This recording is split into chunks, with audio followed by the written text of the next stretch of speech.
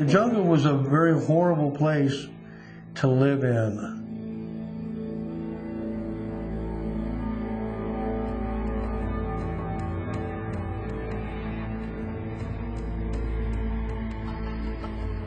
Fucking hot, you're sweaty, you have fucking leeches, clothes are dirty, you don't get a bath, your hair is matted together, you're sweating all the time, you're stinking, you get lousy food.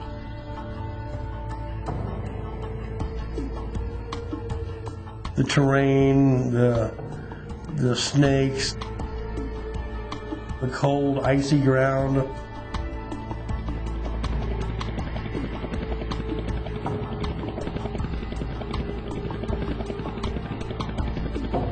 And the food is terrible, you know. The sea rations suck half the time, you know. The sea rations they sent you out were all the bad ones. Assholes in the rear were stealing the good shit. The only thing that made you feel better was a care package from home. You know, Mom sent you some Kool-Aid, some cookies, or a cake. You take the Kool-Aid, throw it in your canteen to kind of kill the taste of that nasty-ass water.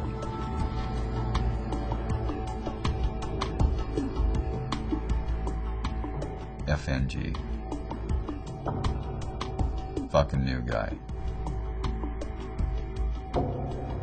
I didn't know squat. I wasn't prepared for this.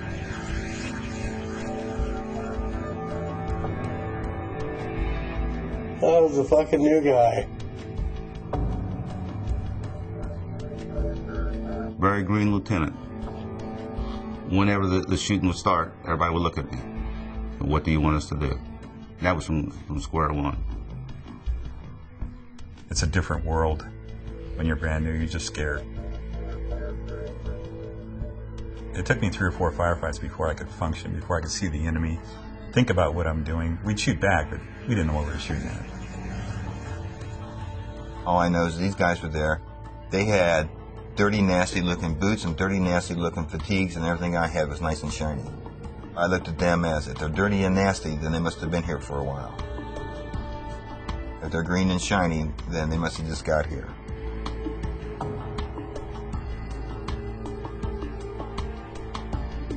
Nobody warms up to anybody right away. Say, hey, welcome to the club. It takes a couple days for them to see, you know, whether you got your stuff together, you know, whether, you know, you're going to be some babbling idiot.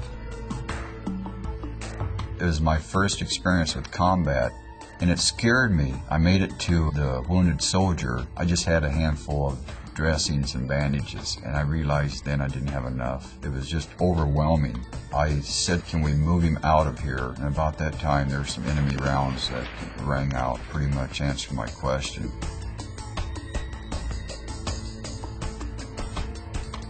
First actual firefight, a mortar attack, early in the morning, trying to shave, and all of a sudden I heard the thumps and somebody yells incoming, and I remember freezing at first, you know, like, that's the first time I had heard this, incoming.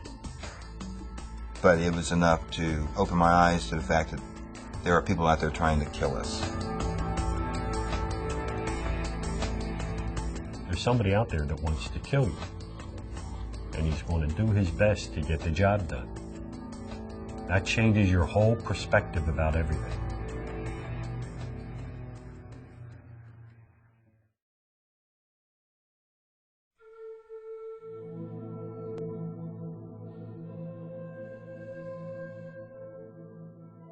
Depending on what unit you were in, if you were there a month, you were an old guy.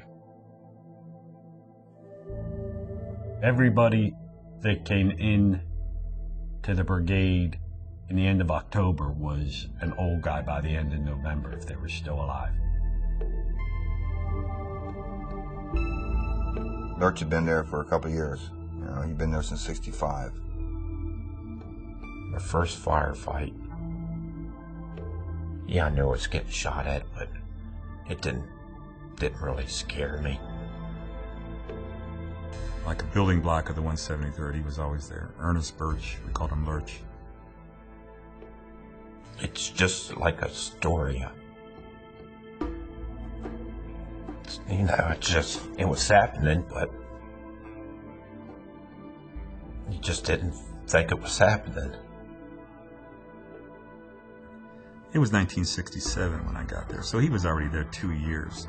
2 years in the 173rd Airborne on the line. Just an amazing thing because of all the combat the 173rd was in. Have you ran into someone who spent 3 years in Saigon or Da Nang or Cam Bay, an exotic tour of duty? That's all they had. Lurch was in the jungle all the time. I liked the excitement. I liked the adrenaline rush. The guy was a soldier, and he mentored a lot of soldiers, a lot of young soldiers. You learn from the leaders. Jesse Salcedo and Lurch were the old guys. People felt safe, felt like I could get them through or something. Maybe it's just that they saw I had a lot of time in Vietnam.